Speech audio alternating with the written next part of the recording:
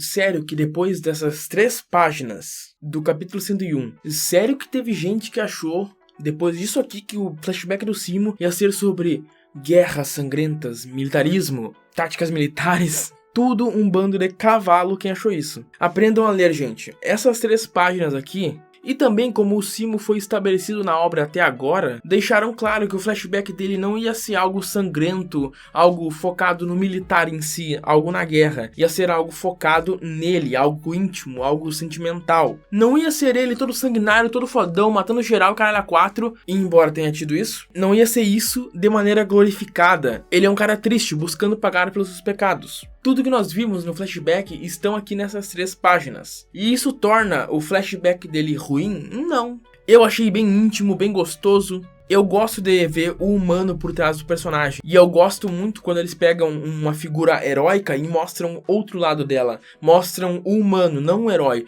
Porque muita gente queria ver o herói Simo Häyhä, a Morte Branca em ação, matando todo mundo. Mas não, o Memura foi lá e mostrou o humano por trás daquilo. E ele deu indícios que ele ia mostrar o humano por trás disso nesse último capítulo 101. Então, quando o pessoal viu algo íntimo, algo sentimental, e ficou surpreso, e ficou, meu Deus, por que não tá que nem na história dele real? Primeiro, porque a Shumatsu não é história real, não é um documentário. Segundo, já era de se esperar que não ia ser algo, não ia ser um herói bélico glorificado. Ia ser um cara triste, um passado triste. E foi isso mesmo. E tá show, tá ótimo. Ele é um cara que busca salvação pelos seus pecados. E um detalhe muito legal é que esse fato, esse traço da personalidade dele, está ligado com a forma que ele luta, aos ataques dele. E eu acho isso muito legal. E eu não vou nem falar desses cavalos que estão aparecendo aqui agora, que queriam que o mangá fosse um documentário, que queriam que o Simo fosse um cara sanguinário, um cara sem emoção, um cara frio,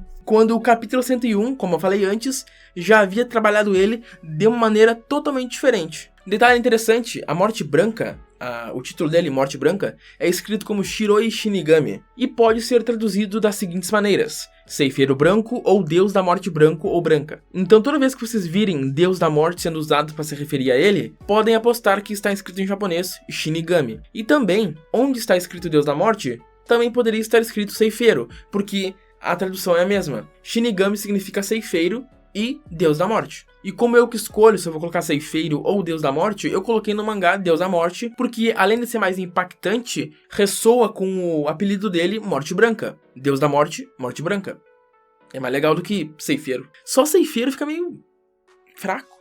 Não gosto. E como a tradução tá certa, ambos os nomes, Ceifeiro e Deus da Morte, então é isso aí, Deus da Morte fica mais legal. Aliás, que design da hora, ele com essa balaclava no rosto inteiro. O cara exala aura em toda a cena que ele aparece, o cara é pura aura. E ele consegue fazer isso sem dizer uma palavra, cara. É muito foda, o bicho é muito foda. Vemos um pouco mais da história na versão aqui de Shumatsu, com os soldados finlandeses com medo, até o Simo aparecer e começar a fazer o trabalho dele. Um homem apenas mudou o rumo da guerra de inverno, tá? O cara é foda. Capa atrás de capa, os soldados fugiam gritando, é a morte. Imagina tu ser tão assustador que quando tu aparece pra briga, pra porrada, os caras falam, fudeu, corre, é a morte.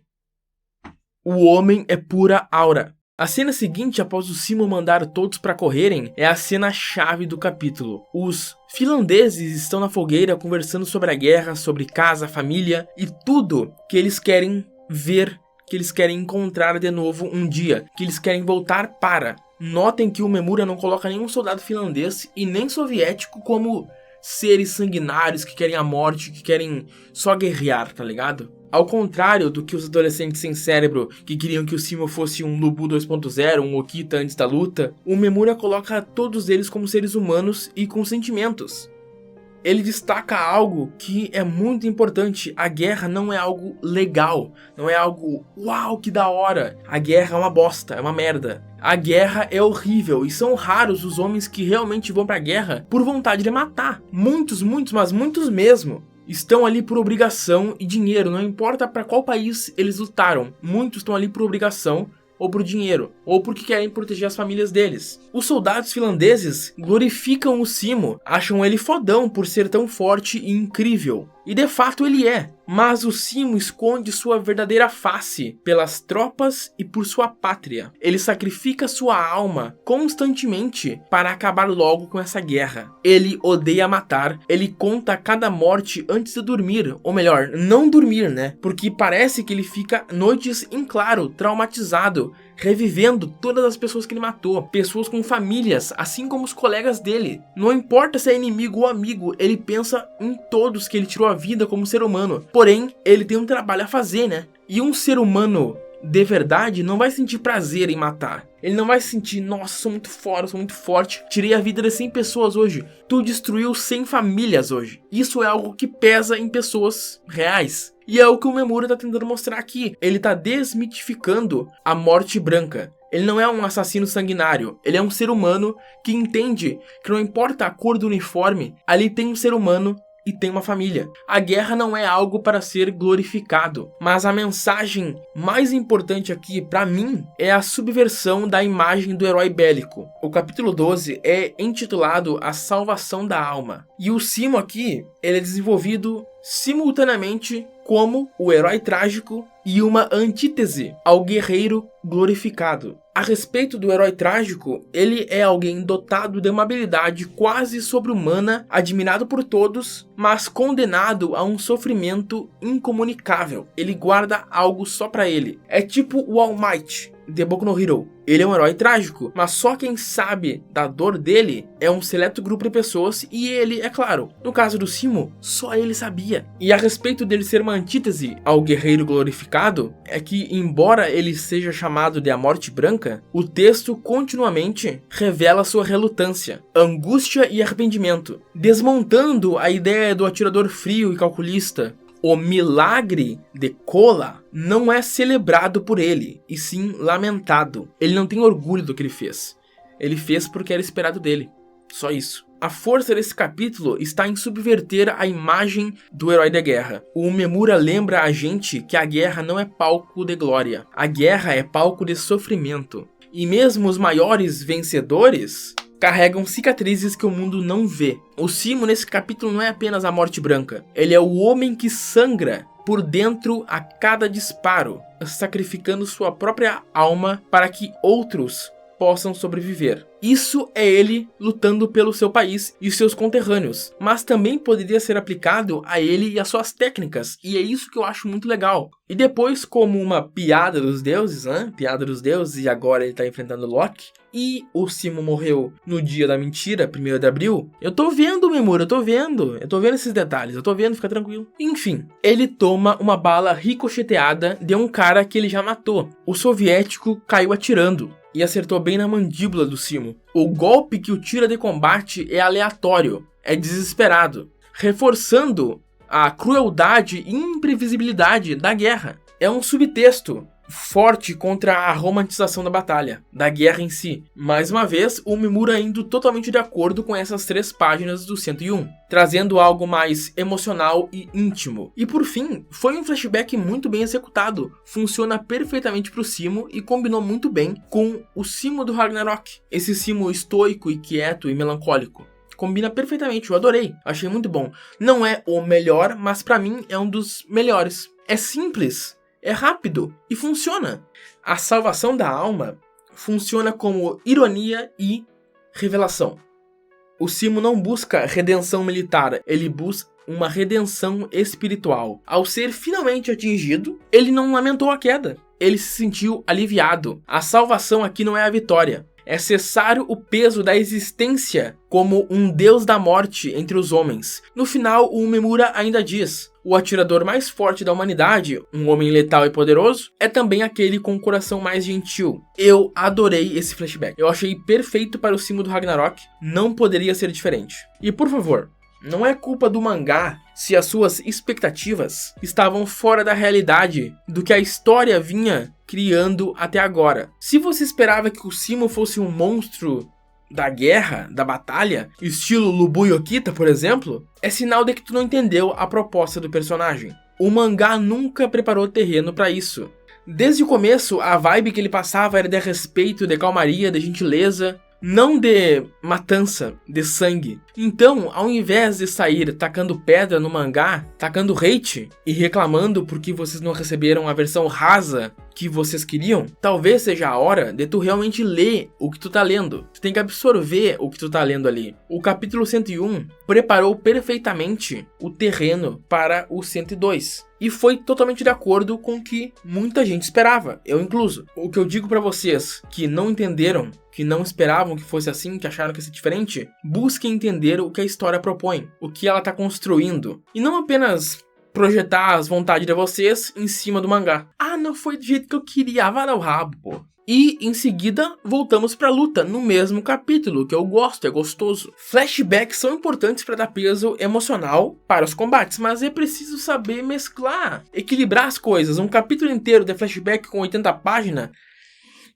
é um ódio. Não importa o quão bom seja o flashback, e vocês sabem do que eu tô falando. A gente fica tipo, porra, eu queria ver a luta. Eu espero todo mês para que a luta avance. Daí o mangá me entrega o capítulo mais longo de flashback. O flashback foi ótimo? Foi. Mas cadê a luta? Eu quero a luta.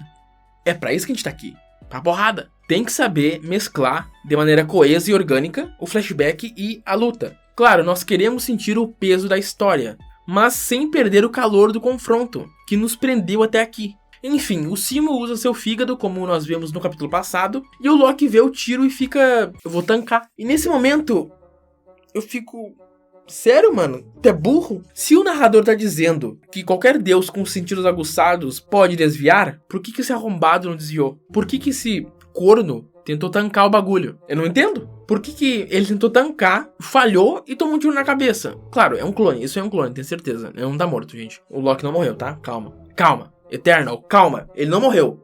O teu guri tá bem. Mas não me desce o fato de que ele poderia ter só desviado. Por que ele não fez isso aqui, ó? Se ele quer saber a trajetória do tiro, da bala, olha só, lá vem o tiro. Tu desviou do bagulho e tu olhou pro cara que tá lá. Ele atirou de lá. Tu não precisa ficar... tancar o bagulho e ficar... oh, tomei um tiro na cabeça. Que idiota! É só dar um passinho pro lado. Te vi, vagabundo. Tu tá aí. É simples, não precisava disso. A não ser que isso seja um plano do Loki pra ludibriar o Simo ou algo do tipo. O que talvez seja. Será que o Loki deixou aquele clone ali pra distrair o Simo e o Loki verdadeiro tá em outro lugar, procurando uma abertura? Por exemplo, ele deixou o Loki copy aqui, fez o Loki copy aparecer um idiota, tomar o tiro, capa, e já era, acabou. Enquanto o outro Loki tá lá atrás correndo, fazendo a volta, porque ele tá de olho onde o Simo atirou, fazendo isso que eu fiz agora, que é ficar de olho onde esse arrombado atirou, de onde ele tá. Se for isso, o deus mais astuto, de fato. O cara é foda. Daí ele vai lá pelas costas, porque ele é um deus safado, e finalmente causa dano no Simo. Se isso foi uma estratégia proposital, fazer o clone parecer um idiota, pra usar ele de isca, enquanto ele de verdade se esgueira pra pegar o Simo desprevenido, aí sim, foda. Da hora pra caralho. Por que eu fiz um paz e amor? Aliás, muito da hora os ataques usados, tá? O Simo, usando o fígado, saiu um tiro diferente de quando ele usou o rim. Esse tiro pareceu uma Kankosappo do Piccolo, perfurante, girando, muito legal. Um tiro único, não foi um tiro de dispersão como o outro foi. Esse foi perfurante e olha só que da hora o nome, tem muita referência nesse nome, olha só. O cisne que perfura os céus, Lemminkainen. Lembra que quando o Simo tomou tiro na mandíbula no flashback, ele olhou lá pra cima e viu um cisne? Ele viu um cisne rasgando o céu, atravessando o céu, simbolizando que agora ele também estava livre disso tudo, dessa guerra infernal para ele. E Lemminkainen é uma figura lendária da mitologia finlandesa, muito famosa principalmente por aparecer no Kalevala. Eu certamente estou pronunciando tudo errado esses nomes finlandeses, então me perdoem, por favor. E esse Kalevala é um épico nacional da Finlândia. Mas olha só que interessante, o Lemminkainen, no Kalevala, é morto numa missão e tem seu corpo dilacerado e lançado em um rio. Sua mãe, então, o reúne e traz ele de volta à vida. O Simo, na vida real e no Ragnarok, quase morre no sentido simbólico e físico quando toma o tiro na mandíbula. Ao sobreviver ao ferimento, ele é forçado a deixar o campo de batalha, encerrando sua vida como um guerreiro ativo. Assim como Lemminkainen, ele passa por um fim e uma transformação. Ele não morre, mas a morte branca deixa de existir. O atirador lendário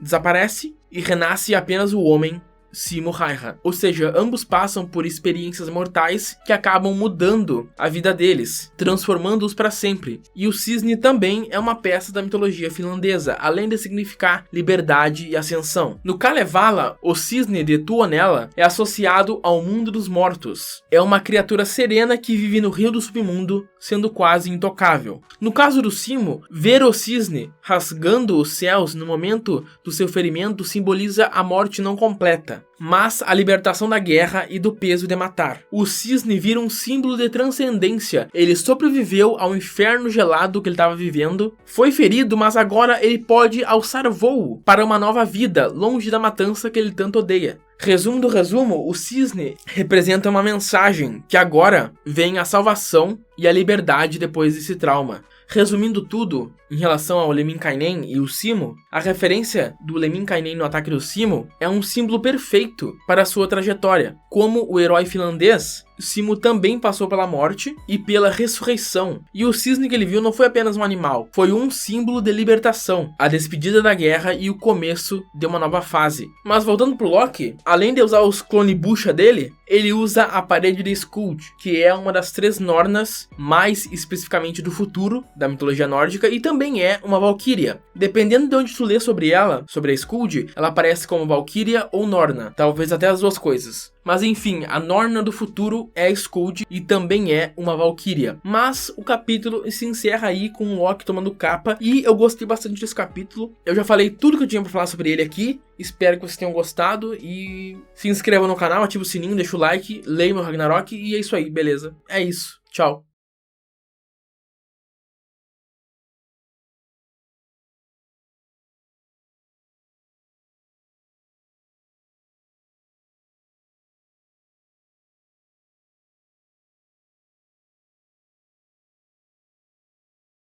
Será que fica melhor se eu gravar assim?